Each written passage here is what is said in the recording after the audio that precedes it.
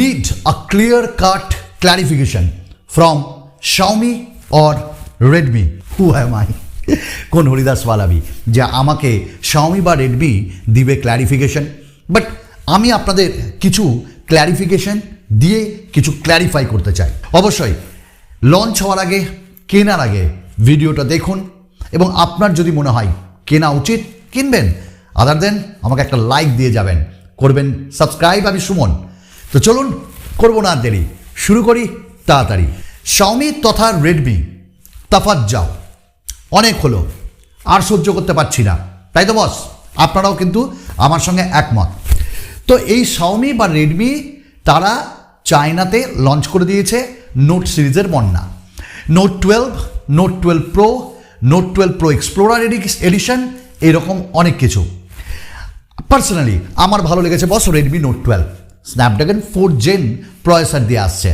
Other than that যে কটা আসছে এই Redmi নোট 12 ছাড়া সব মিডিয়াটেক ডায়মেনসিটির processor. I am talking about Xiaomi 12i Hypercharge। মনে আছে ওই 11i Hyperchargeর কথা? হ্যাঁ, এটা রিব্র্যান্ডেড হয়ে আসছে। কার rebrand? Redmi note 12 pro explorer edition. এত বড় নাম। তো ইন্ডিয়াতে আসছে, বাংলাদেশেও যাবে এবং বিভিন্ন সাইটে এটা একদম কনফার্ম। আচ্ছা, আসছে কবে বলে রাখি, আসছে নেক্সট মান্থ এবং বেশ অনেক কটি স্মার্টফোন আসবে। আর ওই মনে আছে যে ডিজিট সিরিজগুলো হয়, এই Redmi 9, Redmi 10, Redmi 11, যেগুলো নোট লেখা থাকে না, ওগুলো রিব্র্যান্ড হয়ে নোট সিরিজের আন্ডারে আসবে। ওয়েল, Xiaomiর 12i Hypercharge এই স্মার্টফোনটা প্রথমেই আমি কিছু কনস আপনাদের সামনে তুলে ধরবো। Number 1 battery, number 2 camera, number 3 performance, আরও অনেক কিছু। তো প্রথমেই এই স্মার্টফোনটার দাম আপনাদের বলে রাখি। ইন্ডিয়ান কারেন্সি বা ইন্ডিয়ান রুপিতে যদি আমরা এটা কনভার্ট করি, নিয়ার অ্যাবাউট 25 থেকে 26,000। কোন ভেরিয়েন্টের? 8GB 128GB। এছাড়াও আরেকটা ভেরিয়েন্ট আছে 8GB 256GB। আপনাদের খুঁড়ে দণ্ডবাদ, তোমাদের খুঁড়ে দণ্ডবাদ, এই স্মার্টফোনটি কিনো না বস। কেন? তো প্রথমেই আমরা ডিজাইন অ্যান্ড বিল্ড কোয়ালিটির কথা যদি বলি, তো কোনো নিত্য নতুন কিছু পাবে না বস। কেন না, ওই ট্রেন্ডিংয়ে তারা চলছে, ট্রেন্ডিং। ওই OnePlus, one kind of Realme, এইরকমই তোমরা পাবে। কীরকম না, পেছনে স্কোয়ার শেপ ক্যামেরা, ক্যামেরাতে 3টে ক্যামেরা, হাতির দাঁত দেখানোর একটা, বাদবাকি ঝাটকা। আর সামনেও তোমরা একটি ক্যামেরা পাবে। তো পাই সবাই, এটা নতুন কি? এবং পেছনে গ্লসি ফিনিশিংয়ের সাথে, যেটা ফিঙ্গার ম্যাগনেটিক, একবার হাত দিলে ওটা মশা, একবার হাত দিলে আর হাত দিতে ইচ্ছে হবে না বস। অবশ্যই প্রোটেক্টিভ কেস আছে। তো এই স্মার্টফোনটায় পেছনে গ্লাস দেওয়া হয়েছে আর সাইডের ফ্রেম পলিকার্বনেট, এবং পেছনে এত দাগ পড়ছে, এত স্ক্র্যাচ পড়ছে কি বলবো, তাই জন্য তো প্রোটেক্টিভ কেস দিয়েছে। এবং এর ওজন যদি বলি 210 গ্রাম। দেখো Xiaomi এবার 210 নিয়েই খেলেছে, 210। কেন? চার্জার 210 ওয়াটের, এর ওজন 210 ওয়াটের, আবার ক্যামেরা ভাগ্য ভালো 210 মেগাপিক্সেল ক্যামেরা দেয়নি, 200 মেগাপিক্সেল ক্যামেরা দিয়েছে। That's it. তো এর ওজন অনেকটাই বেশি, যদিও ব্যাটারি কম, মানে ওয়েট ডিস্ট্রিবিউশনটা ভালো করেনি এবার। যাই হোক, পেছনে কি প্রোটেকশন আছে জানি না। I hope that Corning Gorilla গ্লাসেরই কিছু প্রোটেকশন দেওয়া থাকবে, আর এটা IP সার্টিফাইড, মানে ওয়াটার রিপ্লেন্ট কোটিংয়ের সঙ্গে আসছে, কিছু হবে না। দেন আমরা যদি ওভারভিউ নিই, তাহলে এখানে ডুয়াল স্পিকার আছে, আর ওদের পেটেন্ট কেনা আছে, হাই রেস অডিও দেওয়া আছে এখানটায়। এবং এই স্মার্টফোনটিতে আমরা USB Type-C পোর্ট পাচ্ছি, আর সিম ট্রে ওটা তো পাই আমরা, তবে ন্যানো সিম কার্ড, অর্থাৎ 2টো ন্যানো সিম আমরা ভরতে পারবো। তাছাড়া বাস বাদ দাও, কে দেয় না। আচ্ছা, বরাবরই আমি বলে এসেছি Xiaomi in display fingerprint scanner দিতে চায় না। কেন? রিয়েলমি তো দিচ্ছে। ও, রিয়েলমি ছোটোখাটো ব্র্যান্ড নাকি? তো Xiaomi এখানে সাইডে ফিঙ্গারপ্রিন্ট স্ক্যানার দিয়েছে। দেন ডিসপ্লেতে 6.67 ইঞ্চেসের একটা পাঞ্চল মিডিলের ছোট্ট দিয়ে দেওয়া হয়েছে। দেখো ডিসপ্লে বর্ডার যদি দেখো, আর যদি বেজেলস দেখো, একদম মিনিমালিস্টিক, খুব কম এজ টু এজ মনে হচ্ছে। তো আমি বলবো মডার্ন লুক। এবং 120 Hz রিফ্রেশ রেট তথা 240 Hz টাচ স্যাম্পলিং রেট দেওয়া হয়েছে। দেখো বস, গেমিংয়ে তোমাকে এই টাচ স্যাম্পলিং রেট দারুণ মজা দিবে। আর পারফরমেন্সের ক্ষেত্রে যখন টুইটারে টুইটগুলোকে একটু স্ক্রল করবে, ইনস্টাগ্রামে একটু স্ক্রল করবে, ফেসবুক খুব দেখো, ওই শর্টগুলো যখন দেখবে তখন 120 হার্টসটা তোমার এনজয় করে দেবে মন। আর 900 নিটস পিক ব্রাইটনেস রয়েছে, আর Corning Gorilla glass I hope ওখানটায় রয়েছে 5। এবং এই স্মার্টফোনটার ডিসপ্লে ভালো লেগেছে, HDR10 তথা ওয়াইড ওয়াইন L1 এর সাপোর্ট। তো ডিসপ্লে নিয়ে আমি কিছু বলবো না, ঠিকই আছে, but where is in display fingerprint scanner. হোক একটা লাইক, তোমাদেরও মনে প্রশ্ন জাগুক কেন করবে এরকম। আচ্ছা, দেন আমরা কিন্তু এর ভ্যারিয়েন্ট নিয়ে বললাম, 8GB 128GB, 8GB 256GB দিয়ে কিন্তু এটা আসছে। আমরা এর ভেতরে UFS 2.2 স্টোরেজ টাইপ আর LPDDR4X র্যাম টাইপ পাচ্ছি। তাহলে এত দামি ফোনে LPDDR4X UFS 2.2 ওকে চলো চালিয়ে নেব, কিন্তু এখানটায় আমরা 5Gও পাচ্ছি। দেন 5G কটা ব্যান্ড এখানটায় সাপোর্ট করবে জানা নেই।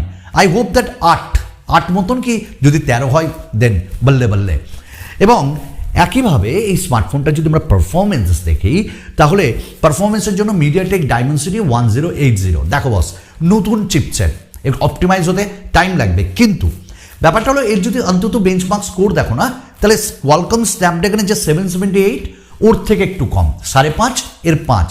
তাহলে হেভি গেম খেলতে পারবে না, BGMI বা পাবজি যেটাই বলো, সেটা কিন্তু হেভি গ্রাফিক্সে খেলতে পারবে না, স্মুথ এরকম তোমরা খেলতে পারবে। তো এখানটা একটা এত দামি ফোনে এইরকম ব্যাপার স্যাপার দেওয়া হয়েছে, লিকুইড কুলিং টেকনোলজিও দেওয়া হয়েছে, এবং এই প্রসেসর তোমার ডে টু ডে ইউসেজে ঠিকঠাক মানিয়ে দেবে, এবং একই সাথে এটা 6nm টেকনোলজির প্রসেসর।